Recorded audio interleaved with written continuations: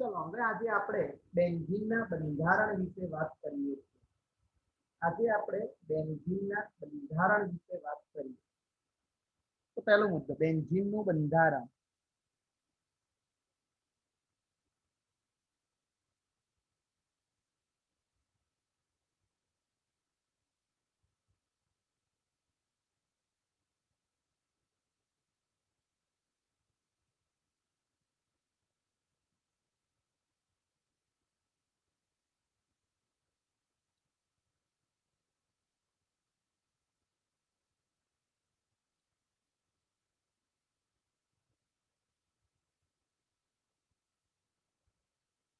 બેન્ઝીનનું બંધારણ. તો બેન્ઝીનનું બંધારણમાં સૌ પ્રથમ કોણે બેન્ઝીન મેળવ્યું હતું? તો માઇકલ ફેરેડે 1825 મેળવ્યું હતું. વૈજ્ઞાનિક હતો માઇકલ ફેરાડે.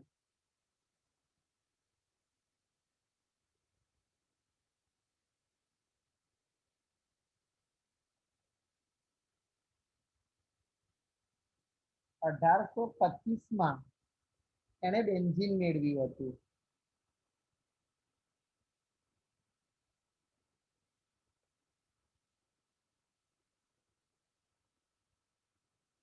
બેન્ઝીનનું આણ્વીય સૂત્ર શું હતું? તો આણ્વીય સૂત્ર તમે બધા જાણો છો, C6H6.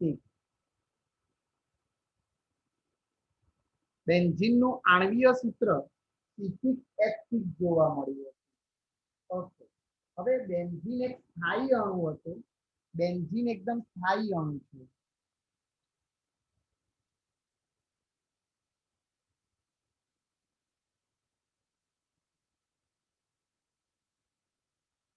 આ બેન્ઝીન ઓઝોન સાથે પ્રક્રિયા કરી અને ટ્રાયઓઝોનાઇડ બનાવે છે.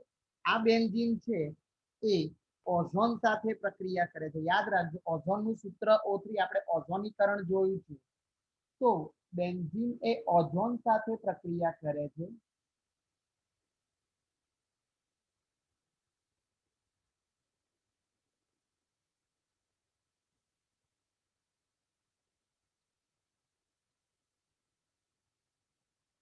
કેવી રીતે કરે છે એ જોઈએ આપણે.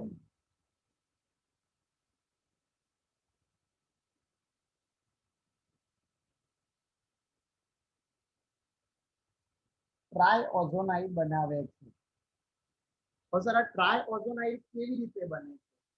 આ ટ્રાયઓઝોનાઇડ બને છે જે તેમાં દ્વિબંધ, તેમાં એના આધારિતથી, એના મદદથી ત્રિબંધની હાજરી સૂચવે છે. એમાં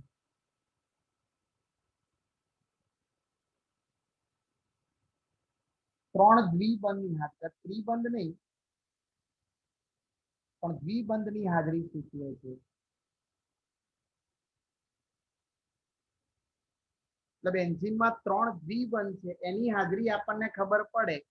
એની બેન્ઝીન ટ્રાયઓઝોનાઇડ સાથેની, બેન્ઝીનની ઓઝોન સાથેની પ્રક્રિયાથી તમને ખબર પડે કે બેન્ઝીન ટ્રાયઓઝોનાઇડ બનાવે છે. બેન્ઝીન એક અને માત્ર એક જ એનું વિસ્થાપન કરો તો એક જ વિસ્થાપિત દ્વિબંધ બને છે. તમે યાદ કરો. હવે પહેલા તો આપણે ટ્રાયઓઝોનાઇડ જોઈ લઈએ. તો બેન્ઝીન છે, એકાંતરે દ્વિબંધ છે. આ રીતે એની ઓઝોન સાથે પ્રક્રિયા કરીએ તો કેવી રીતે ટ્રાયઓઝોનાઇડ બને છે એની વાત કરીએ. તો જ્યાં ત્રણ દ્વિબંધ હતા, જ્યાં ત્રણ દ્વિબંધ હતા એ જગ્યાએ ઓઝોનીકરણ થશે. એટલે અહીંયા હતો, તમે જોઈ શકો છો. તો ત્યાં ત્રણ ઓઝોન આ રીતે જોડાય છે. એક O, બીજો O અને ત્રીજો. આ રીતે ત્રણ O જોડાય છે.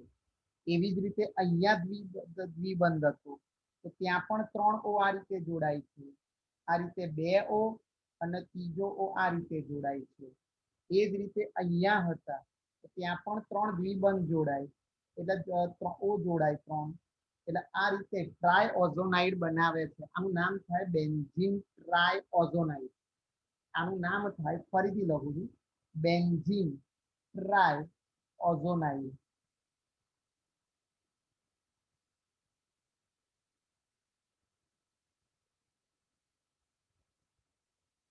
હવે જો આનું આપણે પેલી રીતે પ્રક્રિયા કરીએ જે તમે ભણી ગયા છો કઈ રીતે તો કટિંગ કરીએ આને તો કટિંગ કરીએ તો તમે લોકો જાણો છો ગ્લાયોક જલ મળે શું મળે તો ગ્લાયોક જલ મળે આ રીતે કટિંગ કરીએ છીએ આપણે તો આનું કટિંગ કરીએ અને H2O સાથે પ્રક્રિયા કરીએ તો બધામાં જો CHO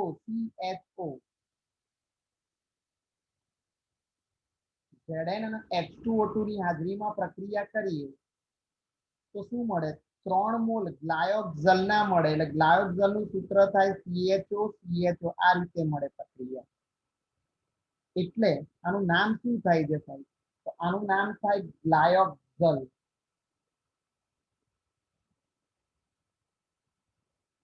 આ રીતે બેન્ઝીન ટ્રાયઓઝોનાઇડ ની આગળ પ્રક્રિયા કરવાથી ગ્લાયોક્ઝલ પ્રાપ્ત થાય છે આ શું બતાવે છે કે બેન્ઝીનમાં 3 દ્વિબંધની હાજરી સૂચવે છે 3 દ્વિબંધ છે બેન્ઝીનમાં એ જ રીતે આ બેન્ઝીનનું વિસ્થાપન કરીએ આપણે કે બેન્ઝીનમાં એક હાઇડ્રોજન એક અને માત્ર એક જ વિસ્થાપિત વ્યુત્પન્ન બનાવે એટલે બેન્ઝીન શું બનાવે એક જ વિસ્થાપિત વ્યુત્પન્ન બનાવે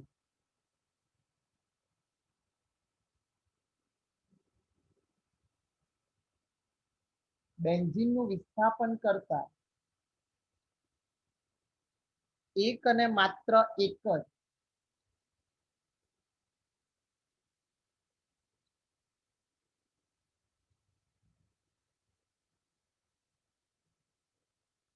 એક વિસ્થાપિત વ્યુત્પન્ન પ્રાપ્ત થાય છે એટલે સમજાવું તમને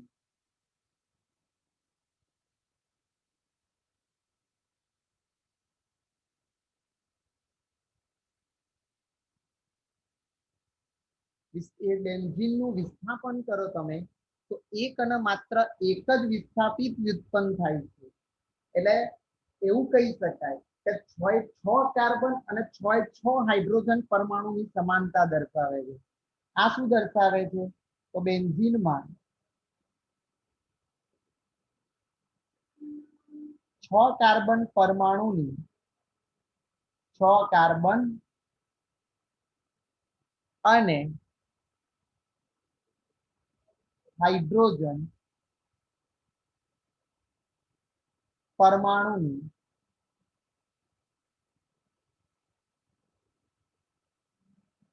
સમાનતા દર્શાવે છે એટલે એનો મતલબ કે તમે ગમે તેટલું પહેલું વિસ્થાપન કરો ધારો કે નાઇટ્રેશન કરો બેન્ઝીનનું તો નાઇટ્રોબેન્ઝીન મળે આ નાઇટ્રોબેન્ઝીન NO2 ગમે તે કાર્બન પર જોડાય એટલે બેન્ઝીનમાં એવું કહી શકાય કે 6 કાર્બન પરમાણુની સમાનતા છે તમે ગમે ત્યાં NO2 જોડો એવું કહી શકાય તો એનો નાઇટ્રોબેન્ઝીન જ કહેવાય એટલે તમને સમજણ પડી ગઈ હશે કે બેન્ઝીનમાં 6 કાર્બન અને 6 હાઇડ્રોજન પરમાણુની સમાનતા દર્શાવે છે બેન્ઝીનમાં એકાંતરે દ્વિબંધ આવેલા છે એ પણ તમને ખબર છે બેન્ઝીનમાં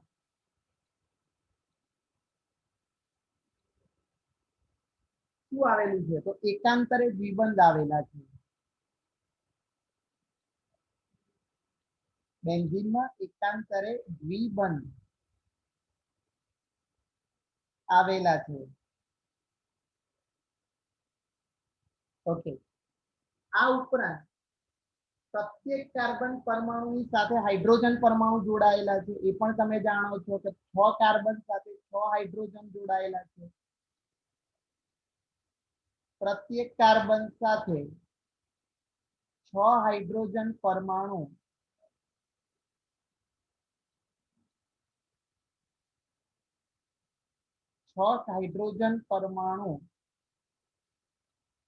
જોડાયેલા હોય છે એટલે 6 કાર્બન પરમાણુ એની જોડે જોડાયેલા હોય છે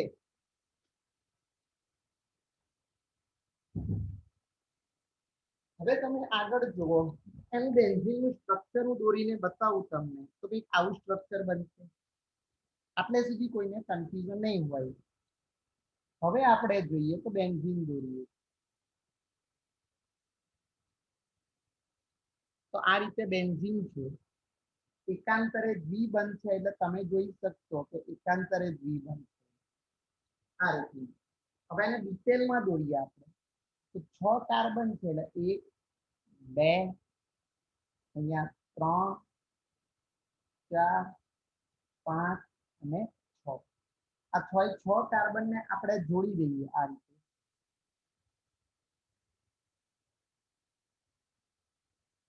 આ રીતે એમાં એકાંતરે દ્વિબંધ છે એટલે એક દ્વિબંધ અહીંયા મૂક્યો, એક દ્વિબંધ અહીંયા મૂક્યો, એક દ્વિબંધ અહીંયા મૂક્યો. 6 કાર્બન પર હાઇડ્રોજન છે એટલે તમે દરેક જોડે એક એક હાઇડ્રોજન આ રીતે બેન્ઝીનનું બંધારણ જોવા મળશે તમને આ રીતે 6 હાઇડ્રોજન પરમાણુ આ રીતે જોડાયેલા છે. તો બેન્ઝીનનું સ્ટ્રક્ચર આ રીતે બતાવે. હવે કેક્યુલે નામના વૈજ્ઞાનિકે આગળ પ્રયોગ કર્યો. પહેલા હતો માઇકલ ફેરેડે, હવે વૈજ્ઞાનિક આવ્યો કેક્યુલે.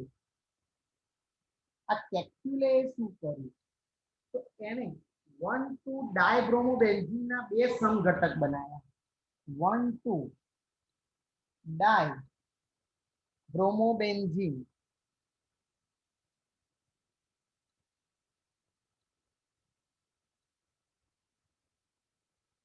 બે સમઘટકો દર્શાવ્યા.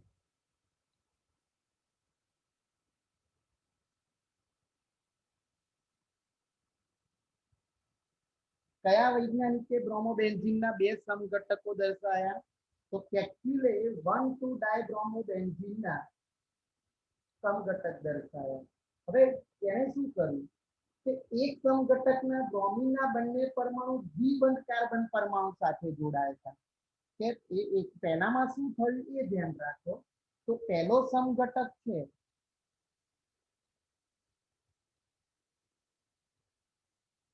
પહેલો સમઘટક કે બ્રોમિનના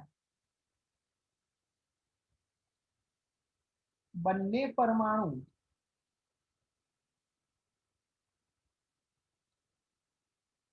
એ ક્યાં જોડાયા હતા તો દ્વિબંધ ધરાવતા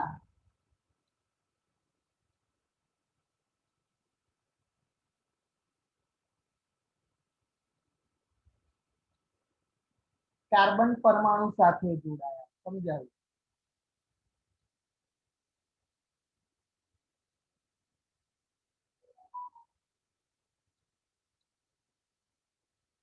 સમજો કેવી રીતે તો તમે અહીંયા સમજી શકશો કે હું આ બેન્ઝીન દોરું છું. આ બેન્ઝીન છે. આ બેન્ઝીનની અંદર બે કાર અહીંયા ડબલ બોન્ડ એકાંતરે દ્વિબંધ આપ્યા. હવે જે બે બીઆર પરમાણુ છે ને ક્યાં જોડાયા તો એક બીઆર અહીંયા જોડાયો અને બીજો બીઆર અહીંયા જોડાયો એટલે દ્વિબંધ ધરાવતા કાર્બન સાથે આ દ્વિબંધ છે એ ધરાવતા કાર્બન સાથે બ્રોમિનના પરમાણુ જોડાયા. અને બીજું એને કર્યું, બીજી વસ્તુ એને શું જોયું બીજો સમઘટક એટલે એક સમઘટક આ હતો, હવે સમઘટક બે આવશે.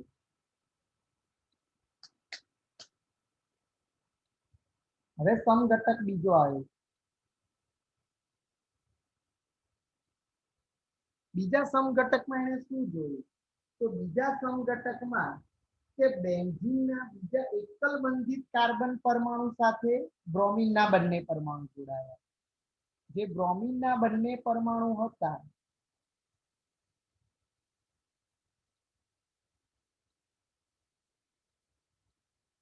એ કાર્બન કાર્બન એકલ બંધ સાથે જોડાયા, એકલ બંધિત કાર્બન પરમાણુ સાથે જોડાયા. એનું સ્ટ્રક્ચર પણ જોઈએ.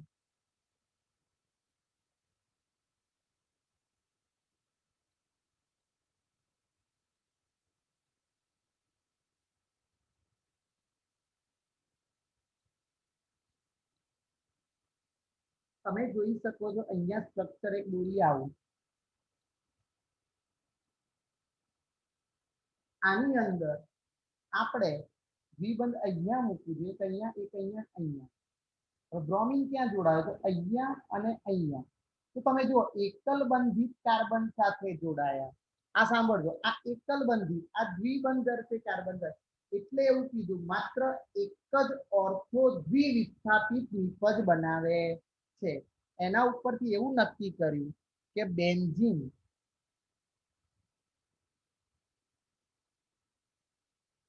એક જ ઓર્થો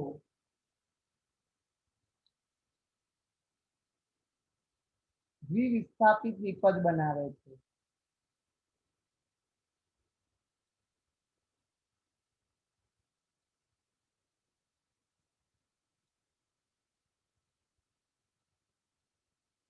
એટલે કહેવાનો મતલબ બાજુ બાજુમાં જોડાય એ ગમે ત્યાં જોડાય પણ એક જ ઓર્થો દ્વિવિસ્થાપિત નિપજ અને આના ઉપરથી કેલ્ક્યુલેના બેન્ઝીન બંધારણની અસામાન્ય સ્થાયીતા અથવા યોગશીલ પ્રક્રિયાની સાપેક્ષમાં વિસ્થાપન પ્રક્રિયા સ્થાયીતા સમજાવવા માટે નિષ્ફળ રહ્યો. તો કેલ્ક્યુલે જે હતો બરોબર છે, કેલ્ક્યુલેના બેન્ઝીન આ સુધારો થયો. એટલે સુધારો કયો થયો? તો આ રીતે બે બંધારણ બેન્ઝીનના જોયા.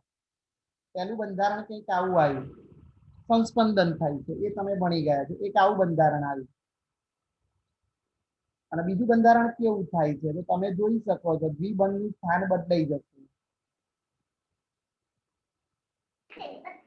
અહીંયા છે, અહીંયા આવી જશે, આ ભાગ અહીંયા આવી જશે, આ ભાગ અહીંયા આવી જશે. એટલે અહીંયા એવું થાય કે અહીંયા આ સુધારો જે છે, આ રીતના બે જે છે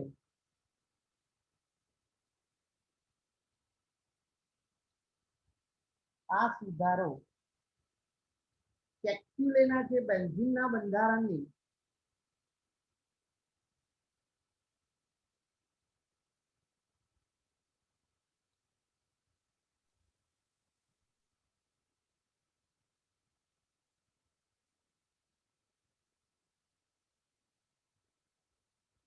સ્થાયીતા અને યોગશીલ પ્રક્રિયાની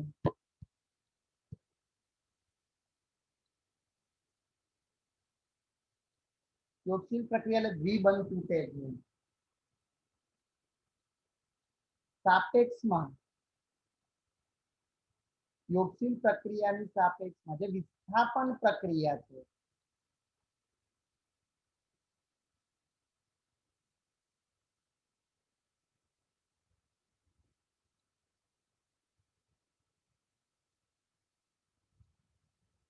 પ્રાથમિકતા સમજાવવામાં નિષ્ફળ રહ્યા.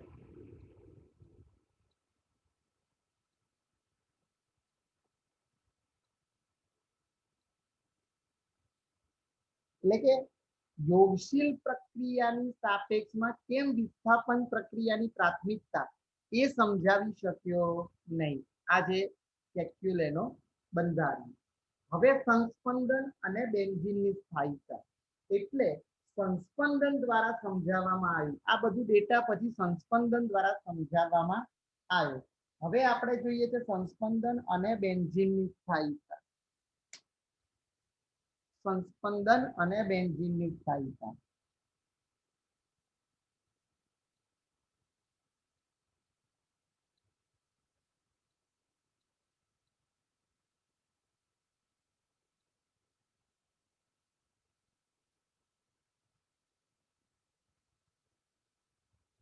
સમજીએ છીએ હવે બેન્ઝીનમાં બે બંધારણો છે. જો સમજજો, એક આ બે જે બંધારણ દોરો છો તમે, બેન્ઝીનનું આ પહેલું બંધારણ, આ બંધારણ એ કહું, આ જે બંધારણ છે આ બંધારણને એ કહું. ચલો બીજું બંધારણ દોરું. આ બંધારણ બદલાશે એટલે તમે જાણો છો આમ આવશે. આનું એક ત્રીજું બંધારણ દોરીએ.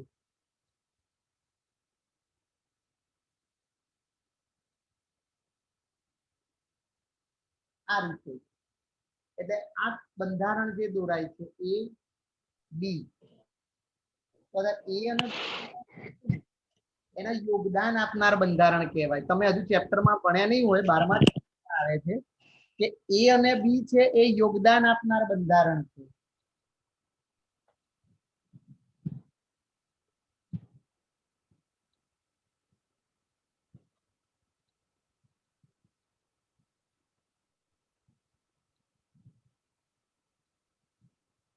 એને યોગદાન આપનાર બંધારણ કહેવાય.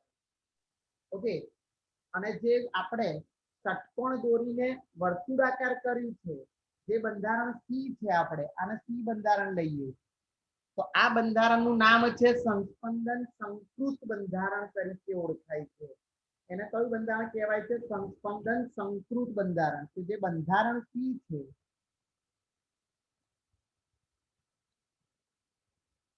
એને સંકૃત બંધારણ કહેવામાં આવે છે. સંસ્પંદન સંકૃત બંધારણ કહેવાય. એટલે ત્રીજી રીતે બેન્ઝીનને કઈ રીતે દર્શાવવામાં આવે છે? તો આ સંસ્પંદન સંકૃત બંધારણથી દર્શાવવામાં આવે છે. ઓકે, એટલે એવું કહેવાય કે વલયના અંદરનું વલય બેન્ઝીન વલયના 6 કાર્બન પરમાણુ પર વિસ્થાનીકૃત છે. જે અંદરનું વલય છે, આ વલય ગોળ ગોળ દોરીએ છે, એ બેન્ઝીન વલયના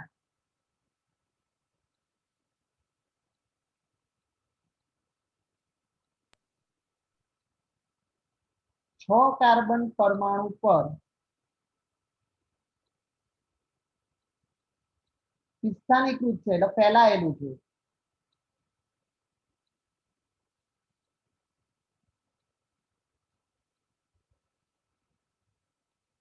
એવું કહી શકાય કે આ અંદરનું વલય છે, જે આ ગોળ વલય હું બતાવી રહ્યો છું, એ 6 કાર્બન ઉપર વિસ્થાનીકૃત છે. હવે મિત્રો બહુ જ અગત્યની બાબત ચાલુ થઈ રહી છે, ધ્યાનમાં લેજો. બહુ જ ઇમ્પોર્ટન્ટ ટોપિક, આ જ ટોપિકની અંદર સમજવાનું છે. બહુ જ સહેલું છે કે ખાલી સ્ટ્રક્ચર સમજી લેશો, ખાલી સ્ટ્રક્ચર સમજી લેશો તો આખી થિયરી મોઢે લખીશું. હવે તમને ખબર છે કે બેન્ઝીનમાં દ્વિબંધ આવે છે, દરેકે દરેક કાર્બન પરમાણુ sp2 સંકરણ ધરાવે છે. તો એવું લખાય કે બેન્ઝીનમાં દરેક કાર્બન પરમાણુ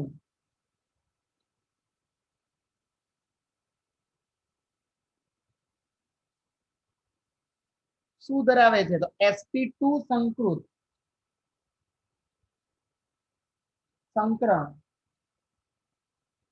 ધરાવે. એટલે ટોટલ કેટલી કક્ષકો થઈ? 3. એક F અને 2 P. એટલે હવે એક કેવી રીતે જોડાય છે એની આકૃતિ હું તમને દોરું છું.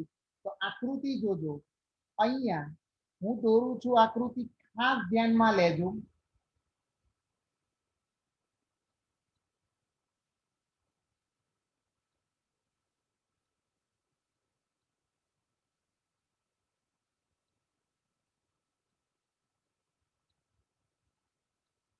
આ બેન્ઝીન દોરાઈ ગયું, આ રીતનું એક બેન્ઝીન દોરાઈ ગયું. આમાં શું થયું હશે?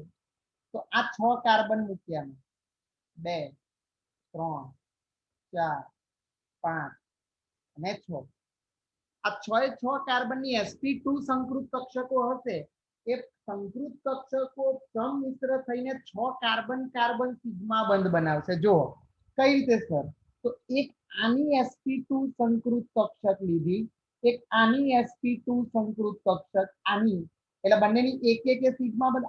આ કાર્બનની 2 sp2 સંકૃત કક્ષક આમ આવી, તો આ કાર્બનની પણ અહીંયા આવી, તો આ કાર્બનની પણ 2 sp2 સંકૃત કક્ષકમાં 1 અને 2, તો આ કાર્બનની 2 sp2 સંકૃત કક્ષક આમથી આમ 2 દોરીને, તો દરેક કાર્બનની sp2 સંકૃત કક્ષક અહીંયા જોડીને બતાવી છે. એટલે આ દરેક કાર્બનની sp2 સંકૃત કક્ષક આ રીતે જોડાઈ ગઈ. જો એટલે કેટલા સિગ્મા બંધ બને? આ કોઈ ડિઝાઇન નથી દોરી, સંકૃત કક્ષકો છે. આ જે કાર્બન હતો એની 2 sp2 સંકૃત કક્ષક, દરેક કાર્બનની 2 sp2 સંકૃત કક્ષક, અને સાથે સાથે એટલે એવું કહી શકાય કે દરેક કાર્બનની 2 sp2 સંકૃત કક્ષક અન્ય કાર્બન પરમાણુની sp2 સંકૃત સાથે મિશ્ર થાય છે એ લખાય દરેક કાર્બન પરમાણુની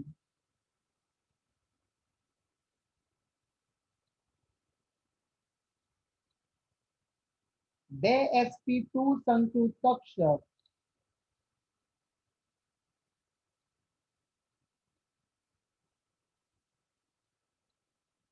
अन्य कार्बन परमाणुनी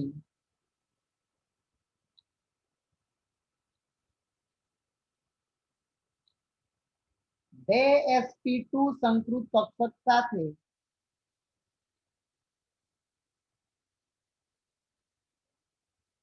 સંમિશ્ર થઈ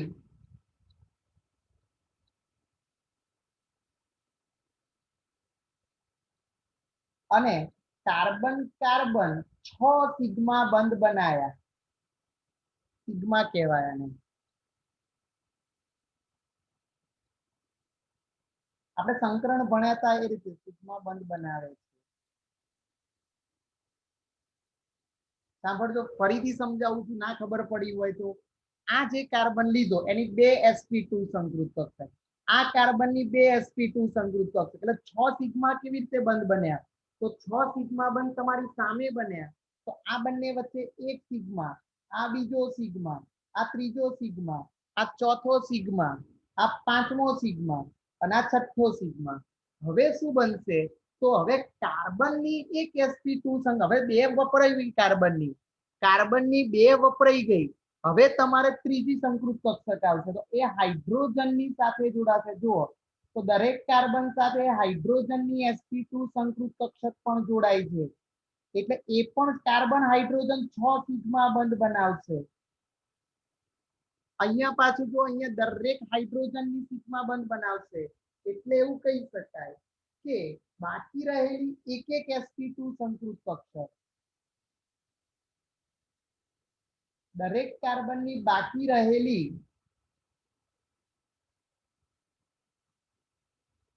એક એક sp2 સંકૃત કક્ષક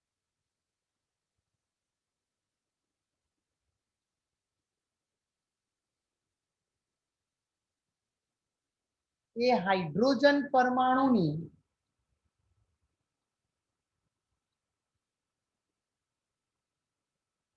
વનેફ કક્ષક સાથે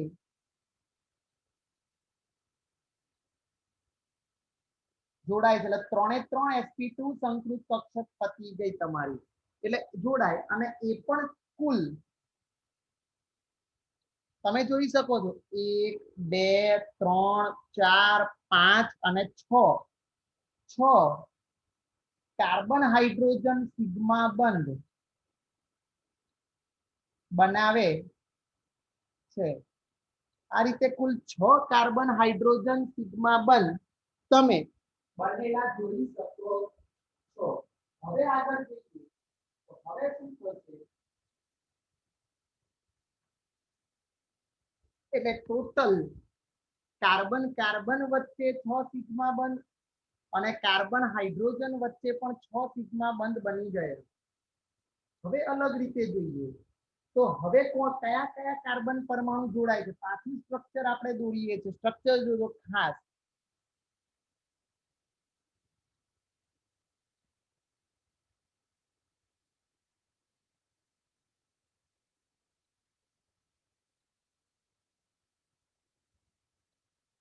હવે સમજો આ એક સ્ટ્રક્ચર છે એમાં હવે યાદ કરો sp2 5 તો એક કક્ષક p કક્ષક બંધ બનાવવામાં ભાગ નહીં લે એક અસંકૃત p કક્ષક હશે કેવી સંકૃત p કક્ષક હશે અસંકૃત કાર્બનની વેલેન્સી 4 હવે 3 તો વપરાઈ ગઈ એટલે એક અસંકૃત p કક્ષક હોય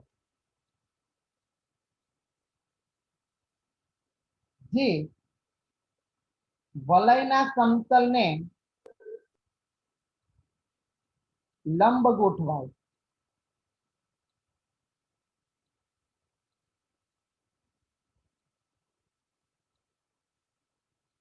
જો અહીંયા વલયના સમતલને આપણે લંબ દોરીએ છીએ એક p કક્ષક હવે આ p કક્ષક જોજો અહીંયા લંબ ગોઠવું છે એક એક આ એક દરેક કાર્બનની એક એક કક્ષક લંબ ગોઠવવાની. તમે જોઈ શકો છો જે અસંકૃત પી કક્ષક છે. આ રીતે આ જે વલયના સમતલને લંબ ગોઠવાય, હવે એમાં પાછું બીજું પણ એમાં કેવી રીતે જોડાણ થઈ શકે, તો એમાં આ રીતે બીજું જોડાણ થઈ શકે એ પણ જોઈ લો તમે.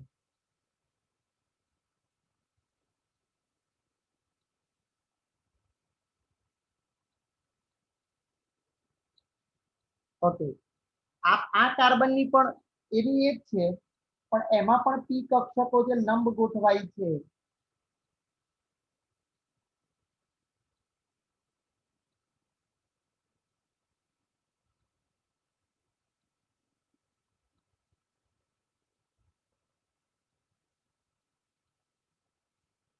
હવે સમજો આકૃતિમાં.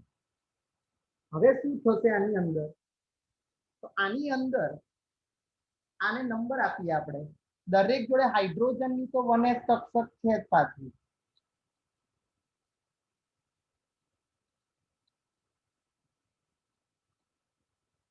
આમાં પણ હાઇડ્રોજનની 1s કક્ષક તો છે, એની જોડે જોડાયેલું જ છે. હવે નંબર આપું છું. નંબર આપીએ તો આને 1 નંબર આપું છું, આને 2 નંબર આપું છું, આને 3 નંબર, આને 4 નંબર, 5 નંબર, 6 નંબર. એ જ રીતે આને જ નંબર આપું છું, 1 number, 2 number, 3 number, 4 number, 5 number અને 6 નંબર. હવે કોણ કોણ જોડાય છે એ જોજો. તો પહેલા 1 2 એટલે કે C1 અને C2 આ રીતે જોડાય. હવે આ ના જોડાય, C2 અને C3 ના જોડાય, C3 અને C4 જોડાય આ રીતે. હવે C4 અને C5 ના જોડાય, તો C5 અને C6 જોડાય. એક પહેલું સ્ટ્રક્ચર આવું બને. બીજા સ્ટ્રક્ચરમાં શું થાય છે, C1 C2 નહીં જોડાય, જે જોડાવાની બાકી હતી એ જોડાશે, C2 C3 જોડાશે. પછી કઈ જોડાય છે, C3 C4 C5 જોડાશે. અને પછી કઈ જોડાશે, C6 અને C1 જોડાય છે. તો આ રીતે બંધારણ જોવા મળે છે. તો કોણ જોડાય છે એની વાત કરીએ આપણે. તો આની અંદર પહેલા પી કક્ષકો એ કાર્બન પરમાણુની અસંકૃત પી કક્ષકો. જે કાર્બન પરમાણુ છે અસંકૃત પી કક્ષક,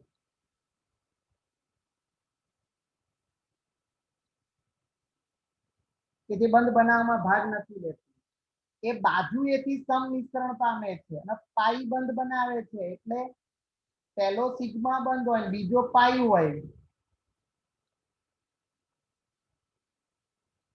આ બીજા જે બંધ બનાવે ને પાઈ બંધ બનાવે, એટલે સિગ્મા બંધ પહેલા બને, બીજા બંધ બને પાઈ બને. જે આ જે બંધ બન્યો આ અને આ, એ પાઈ બંધ બને.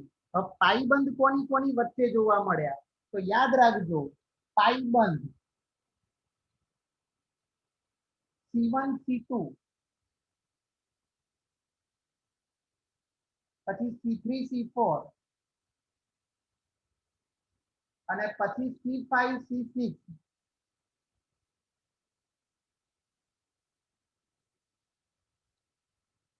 જ્યારે બીજો પાઈબંધ કોની કોની વચ્ચે રચાય, તો C2 C3. તમે જોઈ શકો છો નીચે C2 C3, પછી C4 C5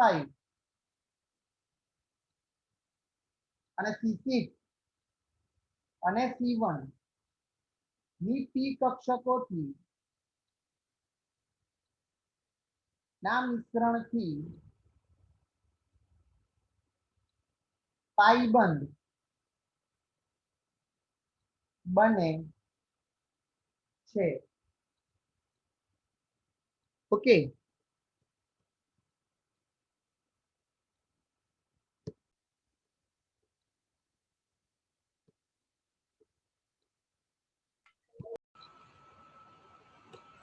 ચલો હવે આગળ જઈએ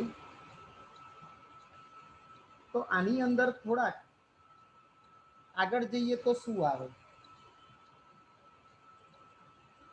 કે આના ઉપરથી ક્ષ-કિરણ વિવર્તન દ્વારા નક્કી થયું. ક્ષ-કિરણ વિવર્તન એટલે એક્સ-રે ડિફ્રેક્શન.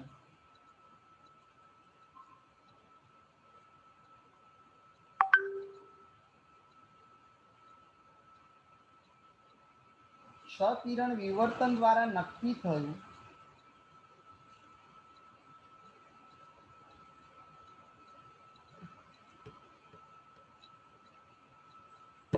શું નક્કી થયું ક્ષ-કિરણ વિવર્તન દ્વારા કે વલયમાં રહેલા કાર્બન, જે વલયમાં બધા કાર્બન રહેલા છે,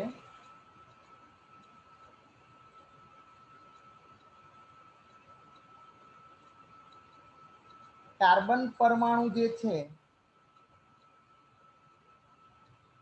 એમના આંતર કેન્દ્રીય અંતર સમાન છે. શબ્દ સાંભળજો, આંતર કેન્દ્રીય અંતર એટલે એકબીજાથી અંતર સમાન છે, એને કહેવાય આંતર કેન્દ્રીય અંતર. એટલે પરમાણુઓના જે કેન્દ્રથી અંતર છે બધાના એ સમાન છે એવું નક્કી થયું ક્ષ-કિરણ વર્ણપટ પરથી. બીજું ઉપરાંત બીજું શું સાબિત થયું?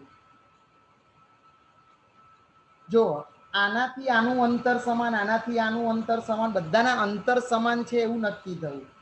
ઉપરાંત શું નક્કી થયું? દરેક કાર્બન પરમાણુની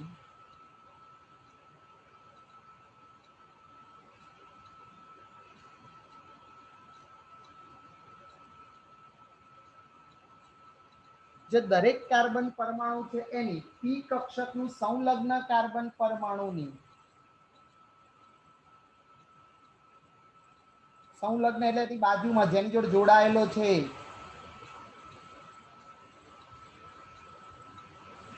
પરમાણુની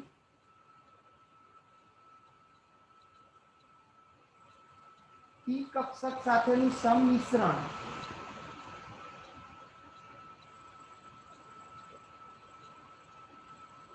એટલે પી અને પી કક્ષકો ભેગા થઈ પાઈ બંધ બનાવ્યો.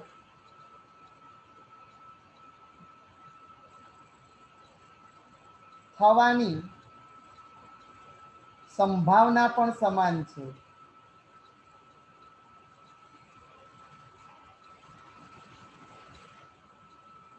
એટલે કે આંતર કેન્દ્રીય અંતર વચ્ચેનું અંતર પણ સમાન છે. પછી પી કક્ષકનું પી કક્ષક સાથે સંમિશ્રણ થવાની સંભાવના પણ સમાન છે. પછી એક આકૃતિ આવી રીતે ડ્રો થઈ, એ જો ધ્યાન રાખો.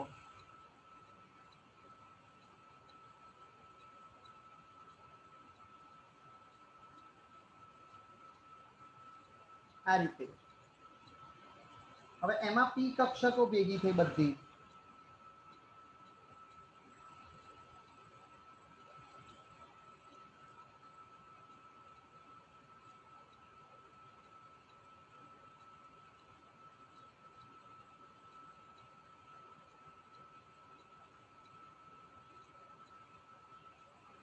હવે બધી પી કક્ષકો જોડી નાખી.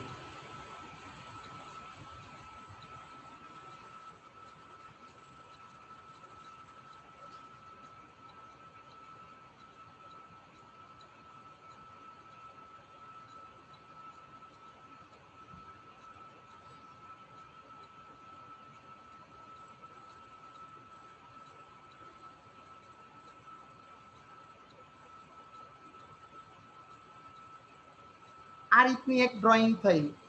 આ જે આ શું બતાવે છે કે ભાઈ સમતલ રચનાની ઉપર એક ષટ્કોણીય સમતલ રચનાની ઉપર એક